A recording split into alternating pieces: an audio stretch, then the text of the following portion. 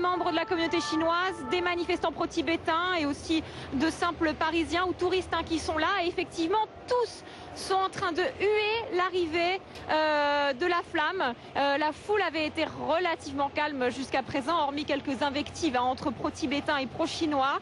Mais effectivement, là, cette arrivée est très sonore. Déjà tout à l'heure, les élus verts de la mairie de Paris ont réussi à faire une action symbolique comme ils l'avaient annoncé. Ils ont brandi le drapeau tibétain et le drapeau de Reporters sans frontières à l'une des fenêtres de l'hôtel de ville.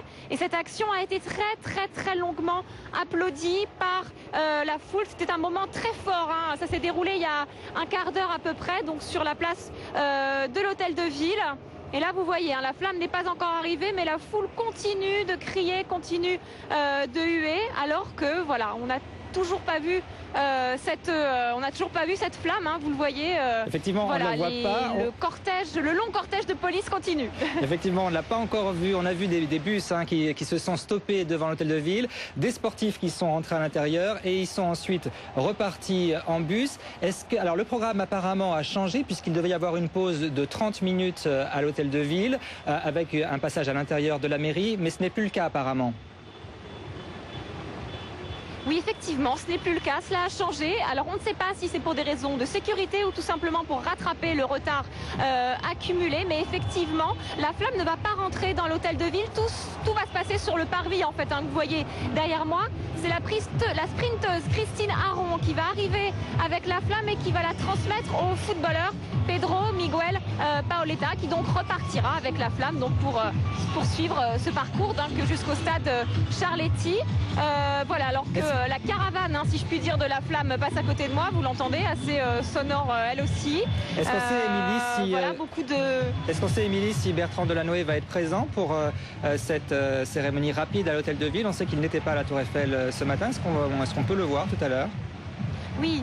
Alors, il n'était pas présent à la Tour Eiffel ce matin, effectivement.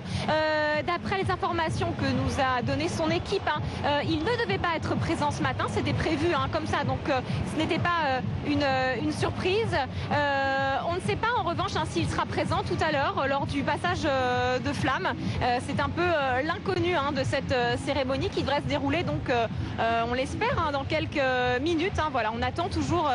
Cette fameuse flamme. Alors on va essayer de voir justement, on va essayer de se rapprocher avec votre caméraman pour voir si la flamme, si on peut l'apercevoir ou pas. Beaucoup de drapeaux, on le voit, plusieurs centaines visiblement de personnes qui sont là, des manifestants. Toujours pas de flamme apparemment. Elle doit faire un petit... Est-ce qu'elle fait un détour? Tiens, oui, parce qu'il y a un bloc, un pâté de maison. On a l'impression qu'elle va arriver de l'autre côté peut-être, non? Émilie? Effectivement, c'est peut-être l'option qui a été prise. C'est vrai qu'on a eu l'impression tout à l'heure, effectivement, que les forces de sécurité songeaient un petit peu à changer leur fusil d'épaule, car quand le cortège a commencé à arriver, il s'est arrêté tout d'un coup, il a été longuement bloqué. On voyait les CRS courir dans un sens, comme si effectivement ils avaient un peu la volonté de changer le parcours. Elle devait en principe arriver donc sur le parvis de l'hôtel de ville, que vous voyez derrière moi, mais effectivement que peut-être que pour des raisons de sécurité, elle va arriver de l'autre côté. Nous allons voir dans quelques minutes ce qui va se passer. C'est vrai que ces derniers quarts d'heure, les informations ont changé de minute en minute, visiblement pour des raisons de sécurité. Le plan a été complètement revu. Oui, déjà la flamme devait arriver à 14h30, c'est loin d'être le cas. On a vu sur ces images des drapeaux chinois également. Oui, beaucoup de drapeaux chinois. Effectivement, il semblerait que la communauté chinoise de Paris se soit donné rendez-vous ici, place de l'hôtel de ville. Il y a beaucoup de ces représentants qui sont présents. Beaucoup de drapeaux chinois, beaucoup aussi de drapeaux tibétains, car il y a aussi beaucoup de manifestants pro-tibétains. Effectivement, deux communautés, si je puis dire, qui se sont un petit peu affrontées verbalement tout au long de cet après-midi. Mais des affrontements tout de même pas aussi violents que ce qu'on a vu à Londres quand même. Et des affrontements aussi qui ont quand même été contrôlés par la police. On a vu un cordon de sécurité tout à l'heure qui a été dressé par les CRS pour justement séparer les pro-tibétains des pro-chinois pour éviter qu'ils ne s'invectivent trop. Et là, vous le voyez peut-être aussi, justement, les CRS se sont mis littéralement entre les barrières et entre la foule, entre les manifestants, pour éviter justement qu'ils ne soient trop près du cortège de la flamme ou de la flamme lorsqu'elle va arriver. On a vu aussi tout à l'heure deux jeunes hommes interpellés par la police il y a à peu près un quart d'heure. Un mot, Émilie, de la banderole que l'on a aperçue tout à l'heure sur la façade de l'hôtel de ville. Elle a été mise en place dès ce matin. Oui, effectivement, elle a été mise en place dès ce matin. C'est une initiative décidée par Bertrand Delanoë, qui donc a décidé d'installer cette banderole qui dit donc que Paris défend les droits de l'homme partout dans le monde. C'est une initiative qui a été un petit peu critiquée par les élus verts de la ville de Paris. Ils ont estimé qu'elle était un petit peu molle, un petit peu trop consensuelle. Ils auraient aimé un message plus fort, plus courageux, un message qui comprenne le mot Tibet justement et qui soit plus en désaccord clair avec la cérémonie d'aujourd'hui, avec les JO de Pékin. C'est pour ça justement avec les élus verts tout à l'heure on fait cette petite action que je vous ai décrite lorsqu'ils ont brandi donc le drapeau tibétain et le drapeau de Reporters sans frontières à la fenêtre de l'hôtel de ville. Action qui, je vous le répète, a été très longuement applaudie par toutes les personnes présentes dans la foule aujourd'hui. Émilie Emstein, je vous propose de rester avec nous.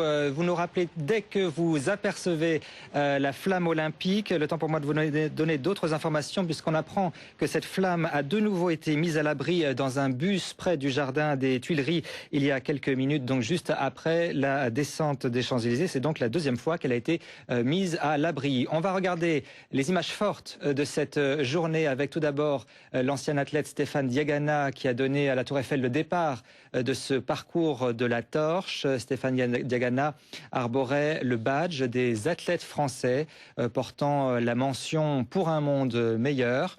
La flamme est partie du premier étage de la Tour Eiffel. Elle a été accueillie par les huées de plusieurs centaines de manifestants réunis non loin de là. Plusieurs personnes ont été interpellées par la police peu après 12h30 sur ce parcours alors qu'ils tentaient de ralentir la progression de la torche et notamment la vice-présidente verte du Conseil régional d'Île-de-France qui a été interpellée. Cette flamme olympique a été donc montée dans un bus une première fois. Le relais à pied a donc été interrompu alors que la flamme se dirigeait sur la rive gauche vers ici les Moulineaux. La flamme a été éteinte pour des raisons techniques selon la préfecture, puis elle a été rallumée et David Douillet l'a portée. La torche après le 16e arrondissement est ensuite passée sous l'Arc de Triomphe et elle est descendue ici même, les Champs-Élysées sans encombre. Et donc après cette descente des Champs-Élysées, une nouvelle mise à l'abri dans un bus près du jardin des Tuileries. Je vous rappelle le parcours, donc on a déjà fait une bonne partie, vous le voyez jusqu'ici ça a été fait, Champs-Élysées, Hôtel de Ville, c'est en ce moment même. Et puis ensuite, c'est la descente tout droit vers le stade Charletti après un parcours de 28 km. Le stade Charletti, justement, on vient de recevoir cette image d'un homme qui s'est attaché à une barrière pour manifester devant le stade où la flamme olympique doit arriver tout à l'heure. Parmi les autres protestations, notamment le symbole, la Tour Eiffel, Reporters sans frontières a déployé un drapeau noir sur lequel figurent ces fameuses menottes représentant les anneaux olympiques. Les pompiers sont intervenus à plus de 75 mètres du sol. Les militants de Reporters sans frontières se sont enchaînés à la Tour Eiffel et cela compliquait là aussi le travail des pompiers venus les déloger. Et puis place du Trocadéro, juste en face, sont rassemblés les Tibétains de France. Une manifestation qui a débuté dès ce matin à l'appel de la FIDH, la Fédération internationale des droits de l'homme. Un cordon de CRS empêche les manifestants de descendre du parvis pour rejoindre la tour. Les discours dénoncent les exactions présumées de la Chine au Tibet. Le président de la communauté tibétaine de France estime que ces manifestations sont un très grand succès. Parmi les personnalités présentes, Jane Birkin qui explique sa mobilisation, qui n'est rien à côté de la situation au Tibet selon elle. Écoutez son témoignage.